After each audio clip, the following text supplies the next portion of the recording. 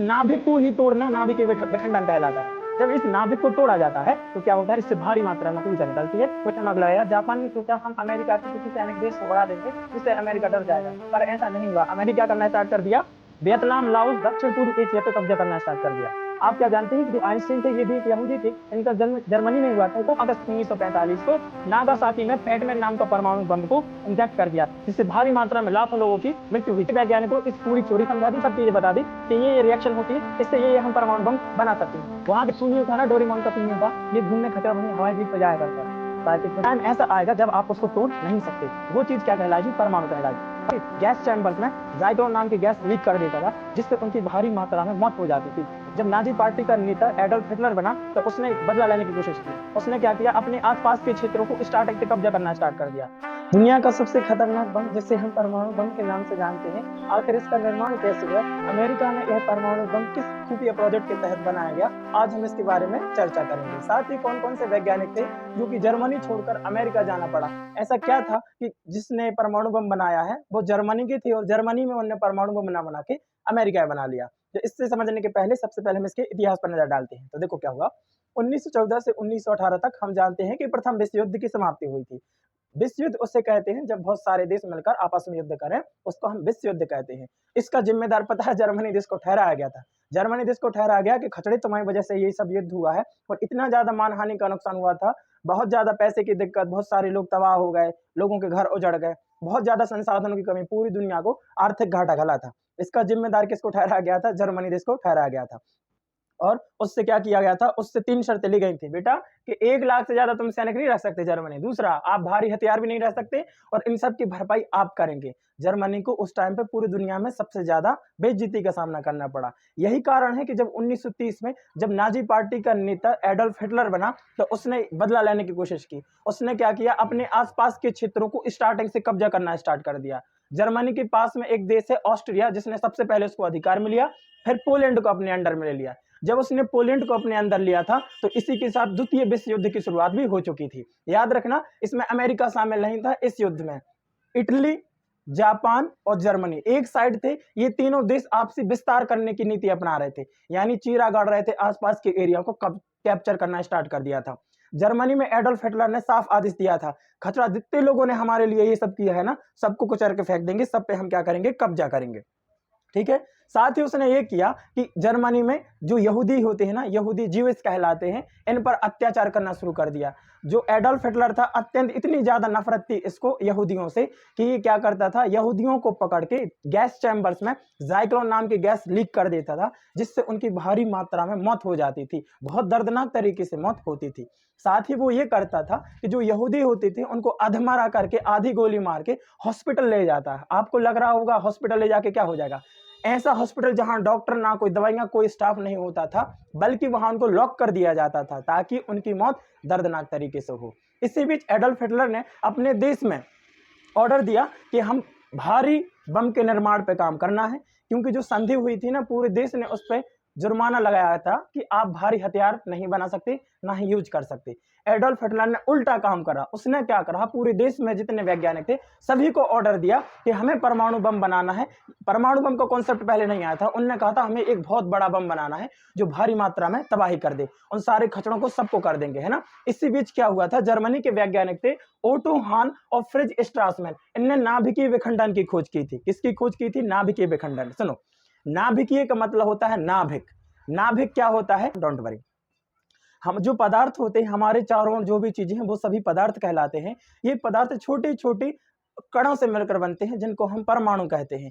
ये परमाणु उन्हें कहेंगे जो डिवाइड नहीं होते। याद रखना, यदि किसी चीज को इतना तोड़ते जाओ, इतना तोड़ते जाओ, इतना तोड़ते जाओ, एक टाइम ऐसा आएगा जब आप उसको तोड़ नहीं सकते। वो चीज क्या कहलाएगी, परमाणु कहलाएगी। परमाणु के अंदर क्या होता है, नाभिक होता है, सॉलिड चीज नाभिक होता है, जिसमें प्रोटॉन और न्यूट्रॉन होते हैं। तो नाभिकीय विखंडन क्या कहलाता है, इस नाभिक को ही तोड़ना नाभिकीय विखंडन कहलाता है। जब इस नाभिक को तोड़ा जाता है तो क्या होता है, इससे भारी मात्रा में ऊर्जा निकलती निकलती है और इस प्रोसेस को नाभिकीय विखंडन कहते हैं। तो इसकी खोज किसने की थी? ओटो हान ने और फ्रिज स्ट्रासमैन ने की थी, जर्मनी ने की थी।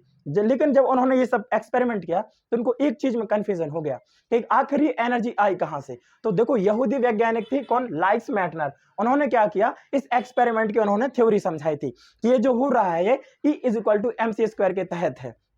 यानी आइंस्टीन का नियम होता है E = mc², जिसके तहत यदि कोई ऑब्जेक्ट या मास खोएगा तो एनर्जी आएगी, यदि एनर्जी खोएगा तो मास आएगा। अब नाभिक में तो मास होता है, यदि नाभिक को तोड़ रहे थे तो वो ऊर्जा जनरेट हो रही थी। इसी समीकरण को किसने समझाया था? लाइस मैटनर ने समझाया था। किनको? ओटो हान को और फ्रिज स्ट्रासमैन को। याद रखना E = mc², अल्बर्ट आइंस्टीन का समीकरण है। लेकिन जल्द ही प्रॉब्लम बढ़ने वाली थी। लाइस मैटनर को यह एहसास हो गया था कि देश में अब यहूदियों पर संकट आ गया है, इसलिए जान बचाने के लिए वो कहां चले गई? पास के देश फिनलैंड चले गए। लेकिन हमने अभी बताया था जर्मनी आसपास के देशों पर कब्जा करना स्टार्ट कर दिया था, तो जल्द ही फिनलैंड पर भी कब्जा करना था। तो वहां से और भी वैज्ञानिक थे ना, जितने यहूदी वैज्ञानिक थे जर्मनी से, वो सभी कहां चले गए? अमेरिका चले गए। याद रखना उनके साथ फर्मी भी थी, सिजिलार्ड थे, एडवर्ड टेलर थे। ये सब यहूदी वैज्ञानिक थे जो कि जर्मनी से ताल्लुक रखते थे।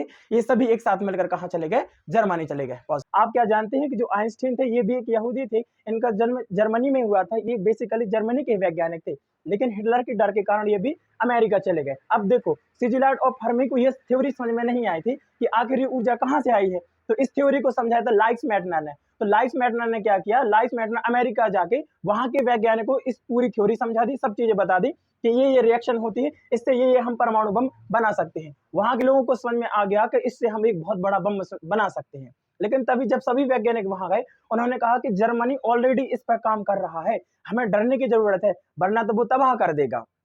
तो वहां के प्रेसिडेंट ने इसको बहुत सीरियसली लिया और एक प्रोजेक्ट बनाया, जिस प्रोजेक्ट का नाम था मैनहट्टन प्रोजेक्ट। इसको प्रोजेक्ट मैनहट्टन के नाम से जाना जाता है। मैनहट्टन अमेरिका के न्यूयॉर्क में स्थित एक शहर है, जहां के जंगल में इस प्रोजेक्ट को किया जाना था। इसमें करीब 1 लाख से 1,30,000 लोग सम्मिलित थे, जिसमें कई बड़े बड़े वैज्ञानिक इसमें सम्मिलित थे। इसमें खुफिया तरीके से मिलिट्री मिशन का नाम दिया गया था, ताकि कोई भी अननोन इंडिविजुअल या कोई भी अदर कंट्रीज के लोग उस पर नजर ना रख पाए। अब हम देखेंगे इसी बीच क्या हुआ ना, जापान ने भी क्या करना स्टार्ट कर दिया? वियतनाम, लाओस, दक्षिण पूर्व एशिया पे कब्जा करना स्टार्ट कर दिया। अब ये क्यों हो गया? आप सुनो। जब द्वितीय विश्व युद्ध तो वहां से स्टार्ट हो गया था, जब जर्मनी ने ऑस्ट्रिया और पोलैंड पर अधिकार करना स्टार्ट कर दिया था।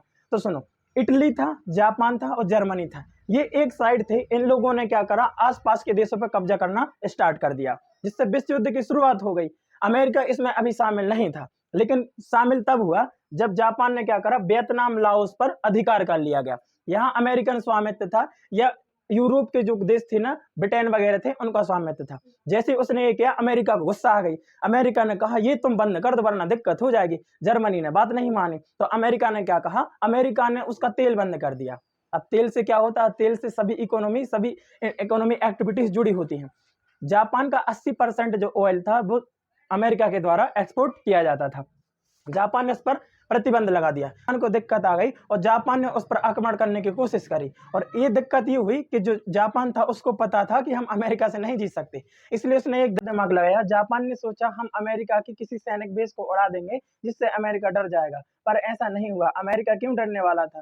साथ ही उसको ये तो जरूर था कि अमेरिका विश्व युद्ध में शामिल नहीं है, तो वह इतना खर्चा उठाने के लिए फिर से अपनी जवाबदारी नहीं लेगा। वो सिंपल है, अपना हमारा प्रतिबंध हटा देगा और जल्दी हमें ऑयल की सप्लाई तेज कर देगा। तो एक साजिश रची, क्यों ना हम अमेरिका पर हमला कर दें। तो उसने अमेरिका में डायरेक्ट हमला नहीं किया, उसने सोचा हम इसके एक कोई डिफेंस बेस को हम उड़ा देंगे, जिससे वो डर का माहौल हो जाएगा और सिंपल वो हमारा क्या कर ऑयल चालू कर देगा। क्योंकि उसको अमेरिका से दिक्कत सिर्फ इस बात से थी कि उसने हमारा ऑयल क्यों बंद कर दिया। अमेरिका डरने वाला नहीं था, क्योंकि अमेरिका सुपर पावर था, है और हमेशा रहेगा। और अमेरिका इस युद्ध में शामिल नहीं था, तो जापान ने सोचा और भी युद्ध में शामिल होगा नहीं इस डर के कारण, लेकिन ऐसा नहीं हुआ। जापान ने जैसे ही अमेरिका के शहर, हवाई शहर है ना, वहां का एक द्वीप है जहां पर पर्ल हार्बर नेवी बेस होता है, वहां पर जापान ने छुपके से क्या अटैक कर दिया गया, जिससे वहां पर भारी मात्रा में अमेरिकन सैनिक की मौत हो गई है ना। इसी बीच हाँ, जो सुनियो था ना, डोरेमोन का सुनियो था, ये घूमने खचर वहीं हवाई द्वीप पे जाया करता था। शायद इस वजह से भी उसने कर दिया हो, है ना। इसी बीच क्या प्रोजेक्ट मैनहट्टन चल रहा था, जिसके हेड ओपेनहाइमर थे। आपको लग रहा होगा इसके हेड तो आइंस्टीन को होना चाहिए, वो तो सीनियर थे, उसी ने सब किया है, लेकिन ऐसा नहीं था। याद रखो ओपेनहाइमर एक थ्योरेटिकल फिजिक्स के साथ-साथ एक्सपेरिमेंटल फिजिक्स में भी एक्सपर्ट थे। वहीं अल्बर्ट आइंस्टीन सिर्फ थ्योरेटिकल फिजिक्स में एक्सपर्ट थे। साथ ही अमेरिकन जो गवर्नमेंट थी उनको लगता था आइंस्टीन ये यहूदी हैं, हो सकता है ये यहूदियों की कोई चाल हो या खुफिया एजेंट हो जो कि देश को बर्बाद करने के लिए ऐसा कर सके। इसलिए अमेरिकन गवर्नमेंट ने इस प्रोजेक्ट मैनहट्टन का हेड ओपेनहाइमर को बनाना सही समझा, है ना। तो इसका टेस्ट किया गया था ट्रिनिटी टेस्ट, यह मैक्सिको में किया गया था। कहाँ किया गया था? ट्रिनिटी टेस्ट मैक्सिको में किया गया था। कहाँ किया गया था? मैक्सिको में किया गया था इसका टेस्ट। इसी बीच एडोल्फ हिटलर की मौत हो जाती है, वो आत्महत्या कर लेता है। लेकिन अमेरिका ने सोचा अब ये परमाणु बम बन गया, हाथ किसके ऊपर पटकेंगे।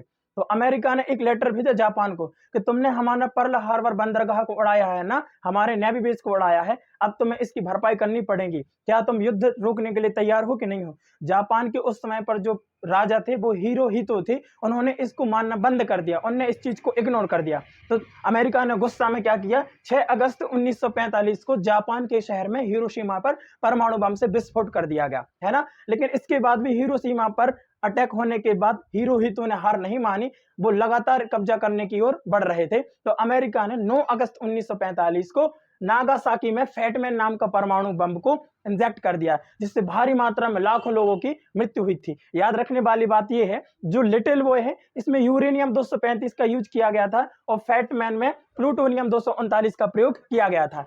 हम आगे की वीडियो में जानेंगे कि आखिर यूरेनियम 235 का यूज क्यों किया जाता है, प्लूटोनियम 239 का यूज क्यों किया जाता है। जय हिंद।